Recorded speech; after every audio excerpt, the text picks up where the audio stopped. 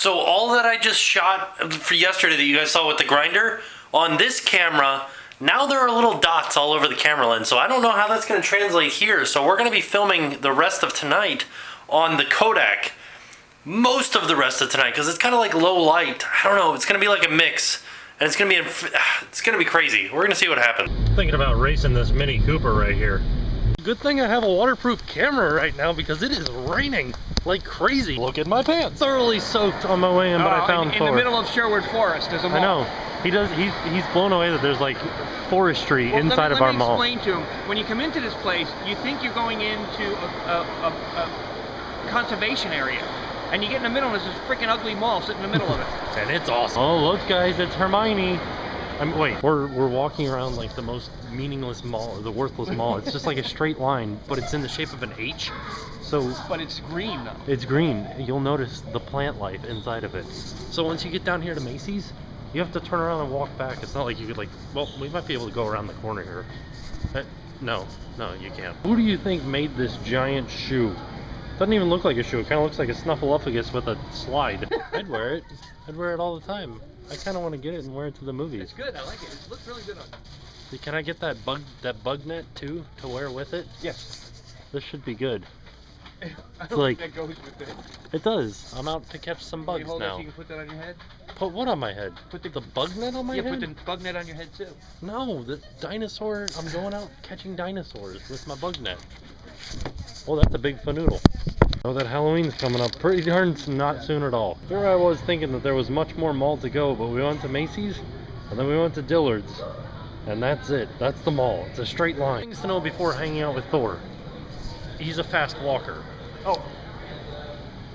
Yeah, it's the weekend now. It's time for relaxing, not time for getting the job done. I still have my FedEx gate. When I work for FedEx, I still walk fast.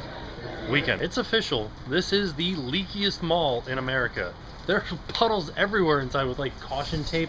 Can you guys see that caution tape over there? It's all natural. It's all natural. The rain helps the ambiance of the trees. Ah. And so does the soda cap and straw. Look at this line. There's like 5 people in it. I know. I hope we can get in. Thor actually got somebody to give him the Harry Potter brand 3D glasses out of the trash. Out of the recycle bin. Most commonly known as the trash. There they are, which I don't get because they sold out from earlier today. Oh, and he put them in his mouth too?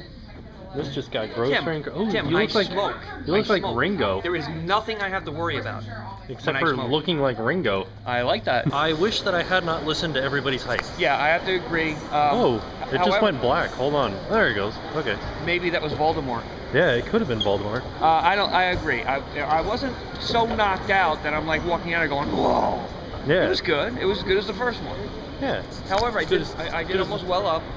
I didn't. I did. I didn't. I'm a softie. I have no soul, so I'm just pretty much a ginger, but not because I don't cry. You're a brunette ginger. I'm a brunette ginger. That's right. You just call me a brunette? Yeah, you are. That's like a girl term. You got brown hair. But that's like you call a girl a brunette. You call a guy a brown-haired guy. You are a girl.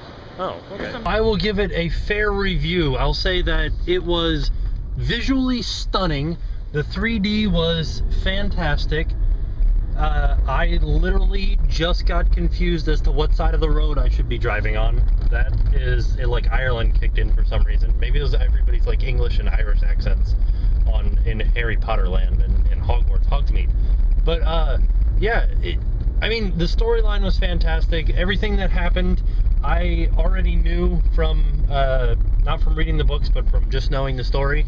I don't really know how I found out the story. I had an idea of what was going to happen. I shouldn't say I knew exactly what was going to happen. So it was fantastic though, but it wasn't mind altering. And I would imagine that if you were of the age of, say, like maybe 18 through 24, you might say, oh my gosh, my childhood just died. Like that was the end of it for me. I could see how you would do that, but because I'm older than that, I watched the Harry Potters when I was older, so it's not like I grew up with them. And I don't, it's kind of like a disconnect. Like, I know that people grew up with Star Wars, and younger kids grew up with Harry Potter. I didn't have anything like you guys had, so I have like a disconnect to the movie world. Now, I feel like I'm gonna get a lot of guff for this, but I can genuinely say that I am disappointed, because I see so much more potential in the movie. It's like when you were a little kid and you did something bad, like your parents are like, I'm so disappointed in you because I see so much more potential in you. Like that movie held so much potential, and I realized that it was, 2 movies. That's how long the one story was, even though it was one of the shorter books. But still, there was a lot more that could have been described in the fight scenes. And I understand that there's a certain amount of stuff that had to be revealed to Harry. I don't want to spoil anything, so I don't know. If you want to be wowed, imagine that it's going to be disappointing, because the way that I went into it was like, everybody's like amazed, this is the best movie that I've ever seen in my life. I have definitely seen other movies that have affected me more than this movie, and I guess it has something to do with the fact that I really am, and I know that I keep repeating myself, but it's a lot of the same point being made with different sub points, I guess. The movie was held up to so much grandeur in the fact that people have written songs about Harry Potter. People have written songs about this movie. This movie sold $43 million worth of tickets only on midnight showings on Friday morning. The very first second that this movie opened, it had already sold $43 million worth. And that's the kind of thing that I'm like, okay, if a movie lives up or has that much grandeur behind it, it needs to live up to it. This guy in front of me is drunk. That's not good. Swerving. Oh, great. So I think I'm gonna take this as a movie that doesn't have as much grandeur behind it, and just say that it was a good movie. Like, it really was. It was, like I said, visually stunning. The plot was great, which I know it already was great. They didn't make up the plot. The plot was great. The storyline was great. There was funny little comical sections that happened, and it was good enough that I can actually replay the entire story in my head from start to finish from this movie. I don't think I could probably do it with both of the last movies. Maybe I could. I don't know. But it was memorable, and it was good. There were parts missing.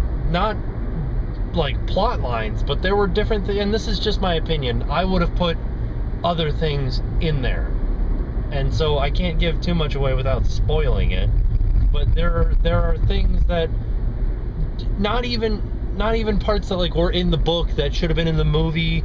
Just little tidbits here and there that would have enhanced the visual and story, the visual aspect and the storyline, just this much more, and it would have been amazing.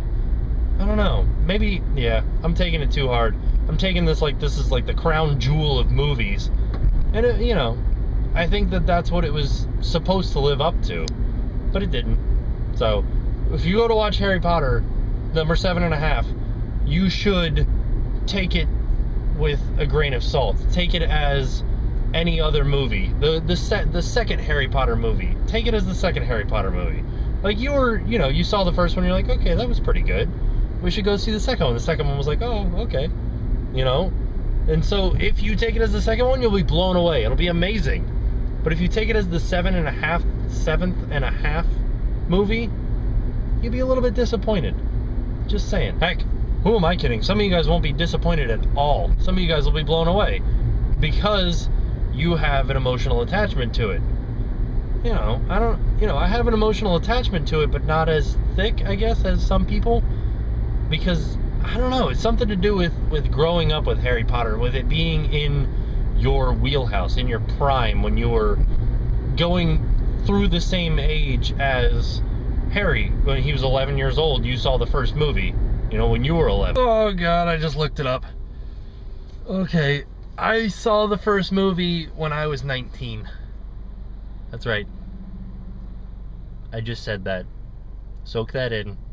You were 11 with Harry. You guys were there, hanging out. First movie, 11 years old. I was 19. Ooh, buddy. Well, I hope you guys enjoyed this look into 60 frames per second. I'll see you guys tomorrow. Now it's time to pay the price. On a side note, I think I'm looking for new cameras now, so leave me suggestions down in the comments down below.